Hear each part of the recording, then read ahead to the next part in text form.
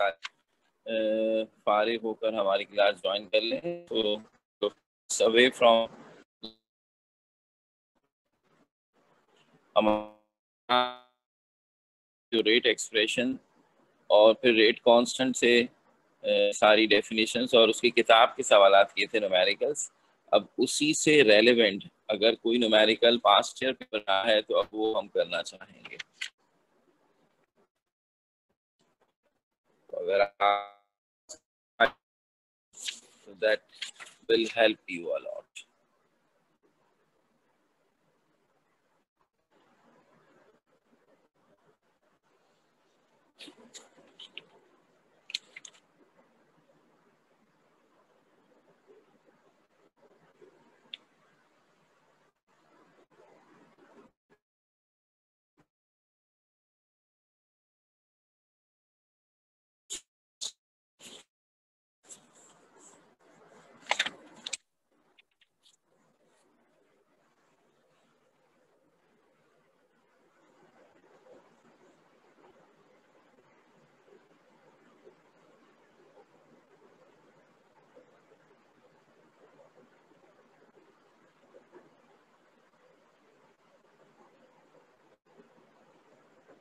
तो हम सबसे पहले क्वेश्चन कर रहे हैं अब पास्ट पेपर से ईयर 2017 का, जिसका ताल्लुक वैसे इस चैप्टर से हर साल न्यूमेरिकल आया है। अब मैंने अगर 2019 और 18 यहाँ नहीं लिखा है तो उन दोनों सालों में न्यूमेरिकल का टॉपिक था ऑर्डर ऑफ रिएक्शन, जो हम इसके बाद पढ़ेंगे। तो अभी हम सिर्फ उन्हीं न्यूमेरिकल्स को पास्ट पेपर से देख रहे हैं जिसका ताल्लुक उस टॉपिक से जो हम पढ़ चुके हैं। पूरा चैप्टर तो खैर नहीं पढ़ा है ना हमने। तो इसके बाद का जो टॉपिक है जिसमें हमें ऑर्डर ऑफ रिएक्शन पढ़ना है उसके भी सवाल आते हैं, और लास्ट 2 ईयर से 2019 और 2018 में उसी टॉपिक से आए हैं। तो वो हम जाहिर सी बात है जब ऑर्डर ऑफ रिएक्शन का टॉपिक कर लेंगे तो वो कर लेंगे। अभी हमारा कंसर्न है हमारे रेट एक्सप्रेशन और रेट कांस्टेंट से रेलेवेंट न्यूमेरिकल से 2017 में है। तो आइए जरा देखें। और ये बड़ा कॉम्प्रिहेंसिव क्वेश्चन था 4 मार्क्स का, जिसमें जितना कुछ हमने छोटे छोटे अलग अलग न्यूमेरिकल्स भी किया सब एक ही में उन्होंने पूछ दिया। So the question was the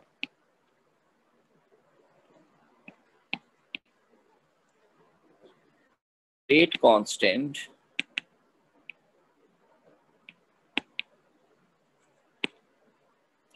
K for the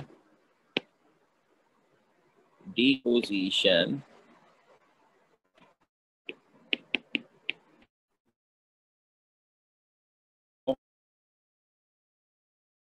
then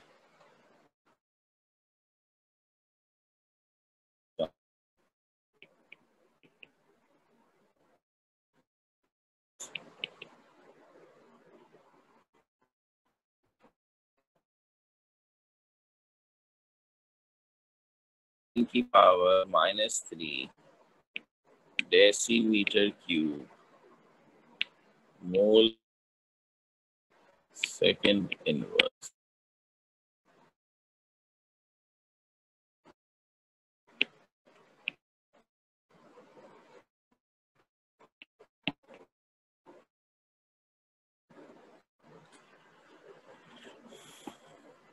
Right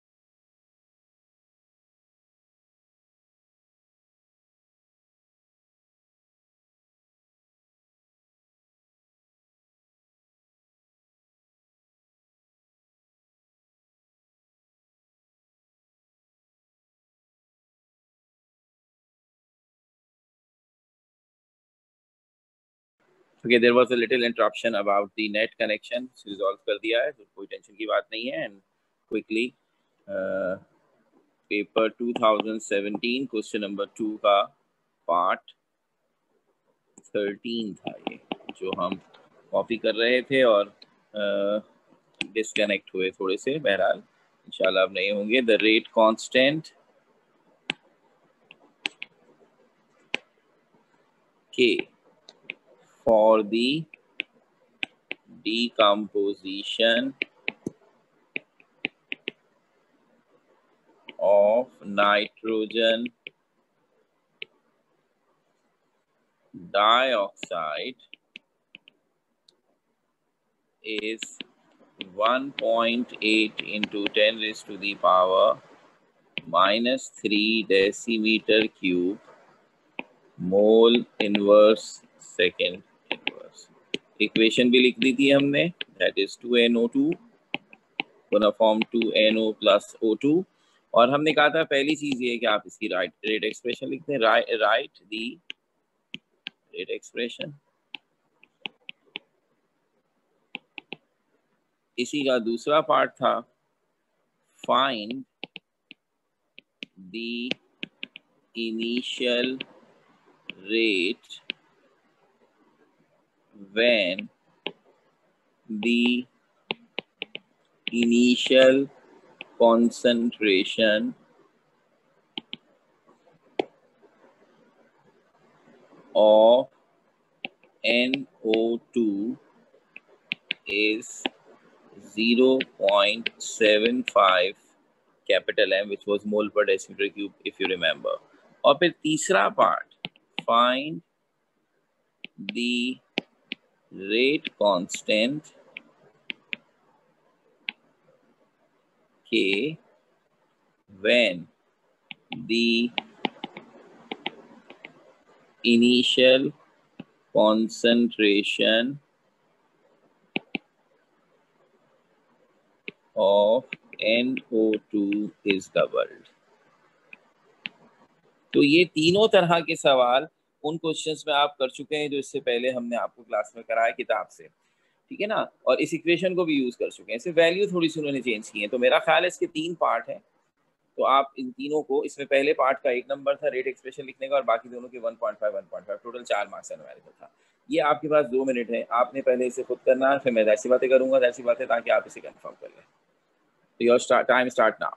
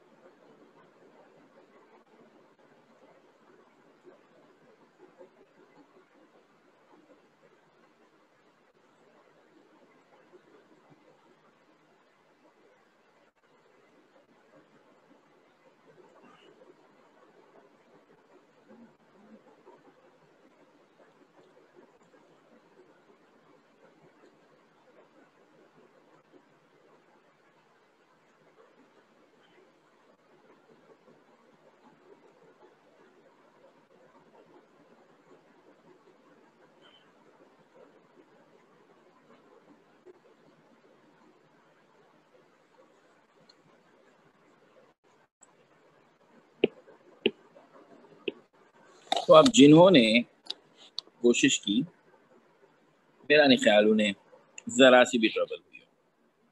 बहरहाल पहली चीज रेट एक्सप्रेशन, अब अगर ये भी किसी ने नहीं लिखी है तो इसका मतलब उसने इस चैप्टर से अभी तक कुछ भी नहीं किया है। इस रिएक्शन का एक ही लाइन में लिख सकते हैं, rate is equals to rate constant times concentration of NO2 का स्क्वायर। यही तरीका है, रेट रिएक्टेंट की कंसेंट्रेशन के स्क्वायर से डायरेक्टली प्रोपोर्शनल है। ठीक हो गई बात। अच्छा जनाब, अब जरा देखते हैं ये तो पहला हिस्सा हो गया। दूसरे हिस्से में उन्होंने आपसे इनिशियल रेट पूछा है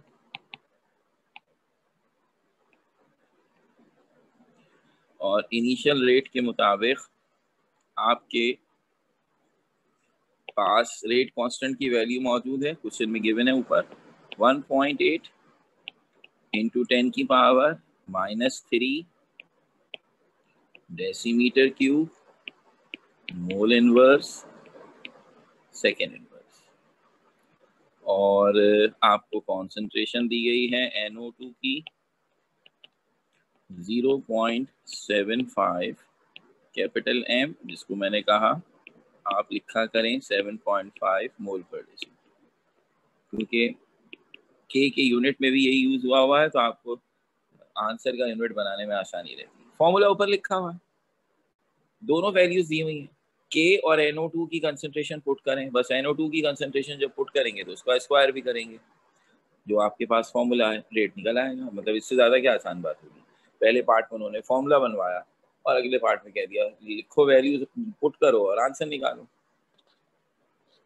so using rate,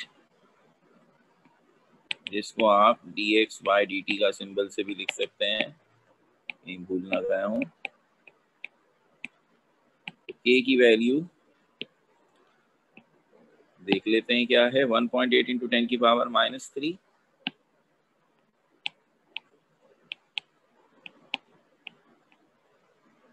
decimetre cube mole inverse second inverse और 0.75 का स्क्वायर, तो उसके साथ इसका यूनिट भी लिख दें, आप ही को आसानी रहेगी।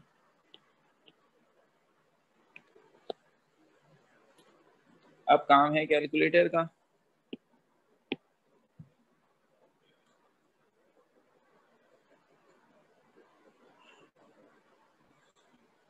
कैलकुलेटर कहता है कि 0.75 को जब हम स्क्वायर करेंगे तो 0.5625 आएगा। तो 1.8 इंटू 10 की power -3 decimetre cube mole inverse second inverse should be multiply by 0.5625, और अब इसके यूनिट का भी स्क्वायर कर दीजिए तो वो ऐसे हो जाएगा, और फिर आपका जवाब आ जाएगा 1.0125 इंटू 10 की पावर -3, और यूनिट को सॉल्व करेंगे तो ये बन जाएगा मोल पर डेसीमीटर क्यूब पर सेकेंड।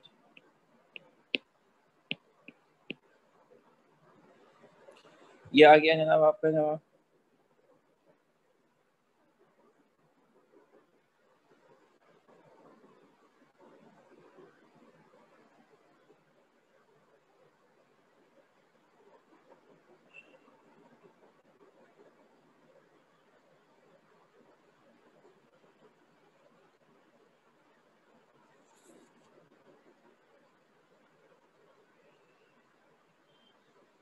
ठीक है ना, ये हो गया दूसरा हिस्सा। तीसरा हिस्सा ये है कि उन्होंने एक दफा फिर आपसे कहा है रेट कांस्टेंट निकालिए। भाई वो तो मुझे मालूम है, लेकिन क्या कहकर कहा है कि अगर हम कंसंट्रेशन इनिशियल जो है NO2 की डबल कर दें, 0.75 थी, इसको डबल कर देंगे तो 1.5 हो जाएगी, तो क्या होगा। आपको अगर याद आए तो ये न्यूमेरिकल हमने किया है।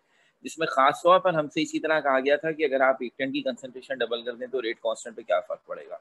तो हमने कैलकुलेट करके साबित किया था कि रेट कांस्टेंट पर कोई फर्क नहीं पड़ा। इत्तेफाक से वो लास्ट न्यूमेरिकल वही किया है हमने लास्ट लेक्चर में, जिससे हमने अपनी डेफिनेशन रिकॉल की थी कि उसमें लिखा गया है कि रेट कांस्टेंट तो प्रोपोर्शनैलिटी कांस्टेंट है, कॉन्सेंट्रेशन चेंज करने से उस पर कोई फर्क नहीं पड़ता। अगर आप कभी किसी चीज रिएक्शन में कंसंट्रेशन ऑफ रिएक्टेंट चेंज करते हैं तो वो रेट पर फर्क पड़ता है। रेट कांस्टेंट तो प्रोपोर्शनैलिटी कांस्टेंट है, और हमने उसके बावजूद कि ये बात तय है कि कोई फर्क नहीं पड़ता, यही आंसर आएगा, हमने बाकायदा सॉल्व करके दिखाया था। तो यहाँ भी उनका पॉइंट ऑफ व्यू यही है कि आप हमें वेरीफाई करके दिखाइए कि अगर हमने कंसंट्रेशन ऑफ NO2 को डबल कर भी दिया तो उससे रेट पर तो फर्क पड़ेगा, लेकिन रेट कांस्टेंट 1.8 इंटू 10⁻³ ही रहेगा। तो ये हम यहाँ करके दिखा दें जरा, इसमें छोटी सी बात समझने वाली है। तो अब रेट कांस्टेंट निकालना है, जबकि अब हो गई है कंसंट्रेशन ऑफ NO2 जो कि 0.75 थी वो डबल हो गई है, यानी 2 से मल्टीप्लाई हो गई है, तो ये 1.5 m हो गया या 1.5 मोल पर डेसीमीटर। अब आपको ये जहन में रखना है, ये ऊपर ही मौजूद है इक्वेशन, इसी में ये नजर आ रहा है, मैंने ब्लू से हाईलाइट किया कि रेट जो है वो NO2 के स्क्वायर से डायरेक्टली प्रोपोर्शनल है। तो अगर मैं NO2 को डबल करूंगा तो रेट पर क्या फर्क पड़ेगा, ये जहन में रखना है। देखिए, अगर रेट NO2 से डायरेक्टली प्रोपोर्शनल होता है तो इसका मतलब है रेट को डबल कर, कंसेंट्रेशन को डबल करें, रेट डबल हो जाएगा। लेकिन अगर NO2 को डबल करें तो डबल के ऊपर स्क्वायर आया हुआ है, तो डबल का स्क्वायर 4 टाइम्स। इसका मतलब अगर NO2 की कंसंट्रेशन को डबल किया जाएगा तो रेट ऑफ रिएक्शन 4 टाइम्स हो जाएगा। रेट ऑफ रिएक्शन ये ऊपर निकाला है हमने 1.0125, ये 4 टाइम्स हो जाएगा। तो आप यहाँ लिखेंगे since rate is directly proportional to the concentration of NO2 का स्क्वायर, तो therefore when the concentration of NO2 is doubled, rate becomes 4 times। तो इसका मतलब क्या हुआ कि रेट की वैल्यू क्या आ गई, 1.0125 इंटू 10⁻³ को 4 से मल्टीप्लाई करते हैं।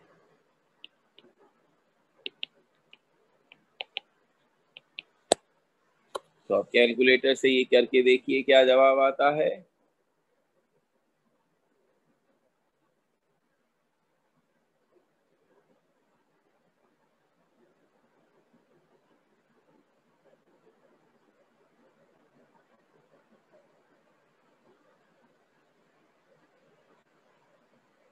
तो ये हो गया 4.05 इंटू 10⁻³। अब ये सवाल क्लियर हो गया, आप के की वैल्यू उसी फॉर्मूले से निकालेंगे। तो अब रेट कंसंट्रेशन 1.5 हो चुकी है और रेट 4.05 इंटू 10⁻³ हो गया है, तो हम देखेंगे कि के की वैल्यू क्या आ रही है। तो using rate that is dx over dt is equals to k times NO2 का स्क्वायर। तो फिर k का फॉर्मूला हो गया rate dx by dt divided by NO2 का स्क्वायर। सो ये है 4.05 इंटू 10⁻³ मोल पर डेसीमीटर क्यूब पर सेकेंड, और NO2 है 1.5 मोल पर डेसीमीटर क्यूब का स्क्वायर। सॉल्व कीजिए और देखिए क्या आंसर आ रहा है।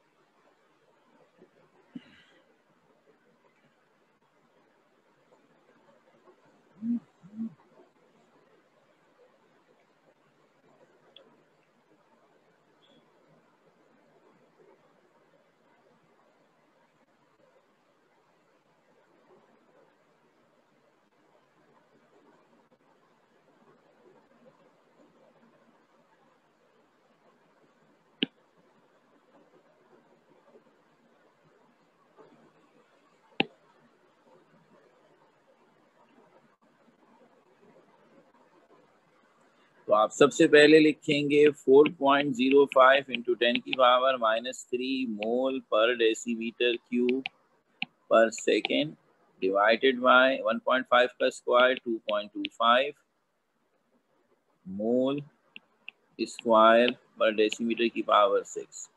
अब सॉल्व करेंगे, जवाब आएगा 1.8 इंटू 10 की पावर -3 और यूनिट सॉल्व करेंगे तो आएगा decimetre cube mole inverse second inverse. और यही के का, ये जो आंसर हमारा है यही के की वैल्यू थी सवाल में भी। तो के की वैल्यू पर कोई फर्क नहीं पड़ा जब हमने कंसंट्रेशन ऑफ NO2 को डबल किया। तो अब हमारे सवाल के तीनों पार्ट्स हो गए। उन्होंने हमसे कहा था रेट एक्सप्रेशन लिखिए, हमने लिख दी। उन्होंने हमसे कहा था इनिशियल रेट निकालिए जब NO2 की कंसंट्रेशन 0.75 है, हमने वो भी निकाल कर दिखा दी। और उसके बाद उन्होंने कहा अगर हम NO2 की कंसंट्रेशन डबल करें यानी 1.5 करते हैं तो इससे रेट कांस्टेंट पर क्या फर्क पड़ेगा। हमें फौरन ख्याल आया कि रेट कांस्टेंट तो कंसंट्रेशन पर डिपेंड करता ही नहीं है, उस पर कोई फर्क नहीं पड़ना चाहिए। वो 1.8 इंटू 10 की पावर -3 था, वही रहना चाहिए। हमने इसे साबित किया और इसके लिए सिर्फ क्या ख्याल रखा कि जब आप किसी चीज़ की कंसंट्रेशन को बढ़ाते हैं तो उससे रेट ऑफ रिएक्शन बढ़ता है। कितना बढ़ता है ये इक्वेशन से पता चलता है। अगर कोई चीज़ सिंपली अगर रेट ऑफ रिएक्शन किसी चीज़ की कंसंट्रेशन से सिंपली डायरेक्टली प्रोपोर्शनल होता तो उसको डबल करने से रेट डबल होता है। लेकिन अगर रेट किसी चीज़ की कंसंट्रेशन के स्क्वायर से डायरेक्टली प्रोपोर्शनल होता है, जैसे कि हमारे केस में था, तो अगर हम उस चीज को डबल करेंगे तो रेट पर डबल का स्क्वायर इफेक्ट पड़ेगा। डबल का स्क्वायर मतलब 4 टाइम्स। और ये पॉइंट बड़ा अहम है, ये हमारे अगले ऑर्डर ऑफ रिएक्शन के टॉपिक में भी हमारे काम आएगा कि अगर रेट एक्सप्रेशन में स्क्वायर आ रहा है तो कंसंट्रेशन डबल करने से रेट डबल नहीं होगा, रेट 4 टाइम्स होगा। और वही करके जब हमने आंसर निकाला है आपके सामने के की वैल्यू एग्जैक्टली वही 1.8 इंटू 10 की पावर -3 आ गई।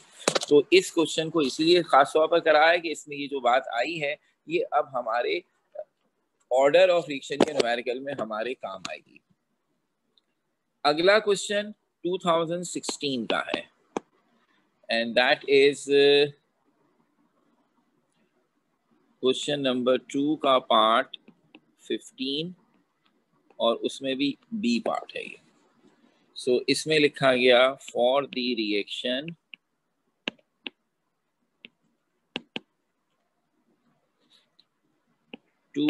N2O5 4NO2 प्लस O2, ये है रिएक्शन और आपको क्या करना है, calculate the rate constant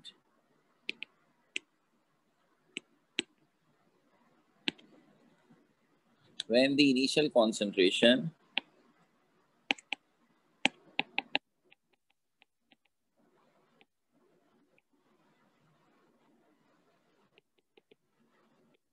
of N2O5 is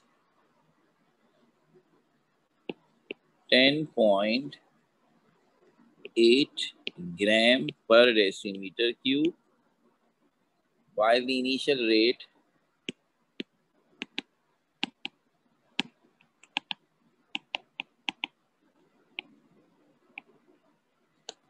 is 2.96 into 10 की पावर -4 मोल पर डेसीमीटर क्यूब पर सेकेंड। तो अब ये तो सीधा सीधा सा सवाल हो गया ना, जिसमें रेट कांस्टेंट निकालना है, कंसंट्रेशन भी गिवन है और रेट ऑफ रिएक्शन भी गिवन है। सिर्फ इन्होंने आपके साथ क्या बात की जिस पर अगर आपने गौर ना फरमाया और ऐसी कर दिया तो फंस जाएंगे, वो ये है कि उन्होंने आपको कंसंट्रेशन ऑफ N2O5 जो है वो मोल पर डेसीमीटर क्यूब में देने के बजाय ग्राम पर डेसीमीटर क्यूब में दी है।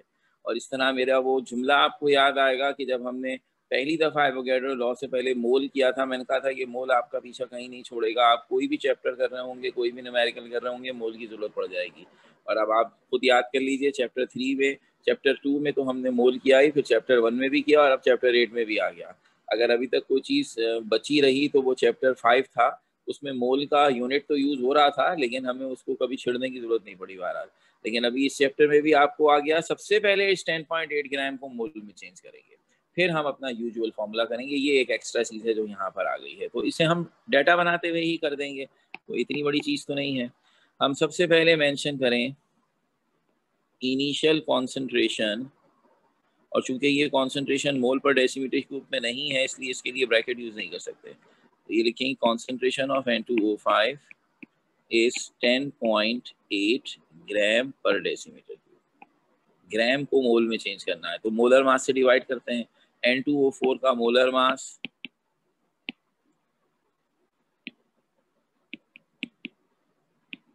N2O5 है, तो ऑक्सीजन का एटॉमिक मास है 16 और नाइट्रोजन का है 14, तो ये बनेगा 108 मोल पर ग्राम पर मोल।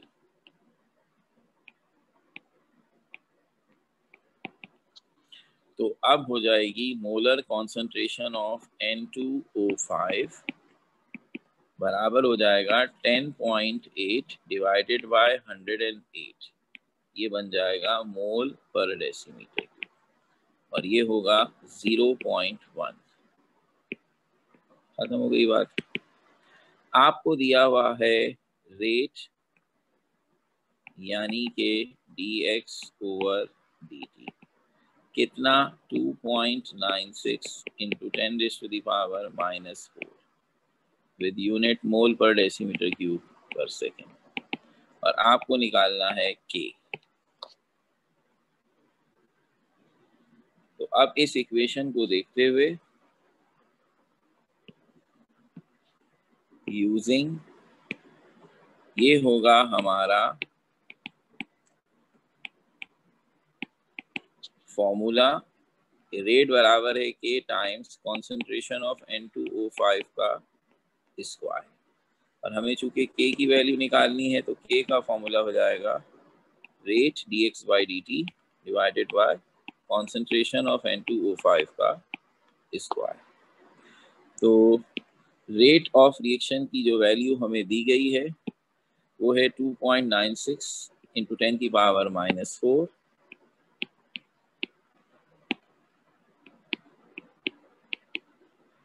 और N2O5 0.1 का स्क्वायर, ये हो जाएगा 2.96 इंटू 10⁻⁻⁴ डिवाइडेड बाय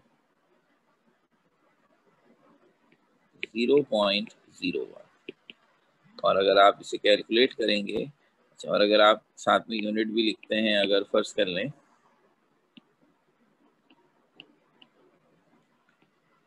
तो रेट डेसीमीटर क्यूब पर सेकंड था, और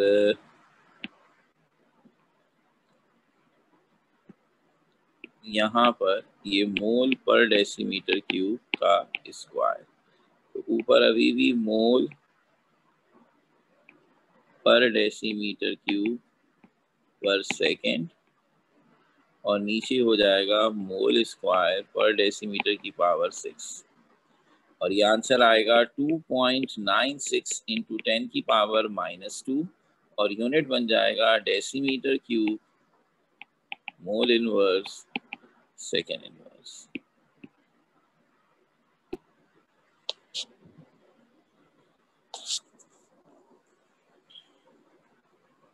आप इसे 0.0296 भी लिख सकते हैं, अगर आप इस तरह साइंटिफिक नोटेशन में ना लिखना चाहें तो इससे भी कोई फर्क नहीं पड़ता, लेकिन हमारा दोनों अंदाज से लिखा जा सकता है।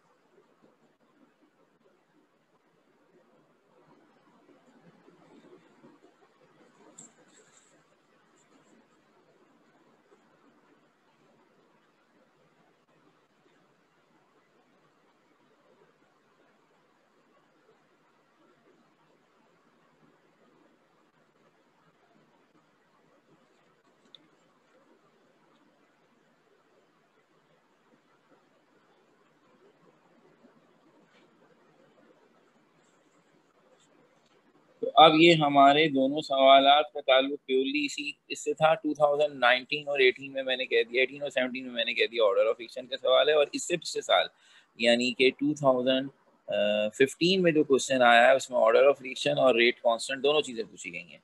तो अब ज़्यादा मुनासिब यही है कि जब हम ऑर्डर ऑफ रिएक्शन का टॉपिक कर ले तो फिर स्विच करेंगे उसको। तो अब ये हमने 2 सवालात कर दिए जिसका ताल्लुक था उन तमाम सवालों से जो रेट एक्सप्रेशन या रेट कांस्टेंट की मदद से किए जाने थे। अब किताब के भी सब सवालात हो गए और पास्ट ईयर पेपर से भी हमने उससे रेलेवेंट टॉपिक्स को चुनकर यहाँ लिख दिया है। और इम्पॉर्टेंट बात ये है कि ये जो हिस्सा हमने किया है रीसेंट पास्ट ईयर पेपर्स का, इसमें आपने देख ली कि सवाल मिलते जुलते ज़रूर थे लेकिन अलग इक्वेशन और वैल्यूज चेंज थी। अगर हम और पीछे जाते तो हमें उससे पहले ये 2012, 11 और इस तरह के ईयर्स में तो एज इट इज़ किताब वाला क्वेश्चन आया हुआ है, तो वो इसीलिए अब हमें करने की ज़रूरत नहीं हो, तो हम किताब से पहले ही कर चुके हैं। तो अब हमारा अगला टास्क होगा, आपको याद है जैसे ही हमने चैप्टर शुरू किया लॉ ऑफ मास सेक्शन पढ़ा और रेट एक्सप्रेशन डिराइव की थी, तो उसमें मैंने 3 चीज़ें पॉइंट आउट की थी। मैंने कहा था पहला काम इक्वेशन देखकर रेट एक्सप्रेशन लिखना, अब हमें आना चाहिए और मेरे ख्याल में आ गया है, अब तक ने इसको इस दफ़ा यूज़ कर लिया। फिर दूसरा काम था उसमें रेट कांस्टेंट आया था, हमने उसे डिफाइन भी किया, उसकी न्यूमेरिकल्स भी कर दी। अब तीसरा काम था कि जब हमने रेट एक्सप्रेशन लिखी थी तो हमने कंसंट्रेशन की पावर में जो एक्स वाई आ रहा था उसको प्लस करके कह दिया था कि ये ऑर्डर ऑफ रिएक्शन है। अब हमारा सारा फोकस उस ऑर्डर ऑफ रिएक्शन पे है। उस ऑर्डर ऑफ रिएक्शन को अब हम अलग से डिफाइन करेंगे और फिर उसमें क्या खास बात है, उसमें थोड़ा सा जितनी आसान वो लग रही है इक्वेशन देखकर वैसा नहीं है, तो उसको डिफाइन भी करना है और फिर उससे रेलेवेंट न्यूमेरिकल्स करने हैं जो कि हैं तो बहुत आसान और छोटे से, लेकिन बहरहाल बड़े ही अहम है क्योंकि वो लास्ट 2 ईयर से तो मुसलसल वही आ रहे हैं। तो अब ये काम हमारा है, order of reaction is the next task जिसे हम करेंगे और ये हम इंशाल्लाह आप कल वाले लेक्चर में करेंगे। ये सारी तस्वीरें जो हमने आज आपको पढ़ाया है 2 न्यूमेरिकल्स की, ये सेव करके आपको शेयर कर देंगे ग्रुप में और इंशाल्लाह ताला फिर ऑर्डर ऑफ रिएक्शन से कंटिन्यू करते हैं नेक्स्ट टाइम। Thank you.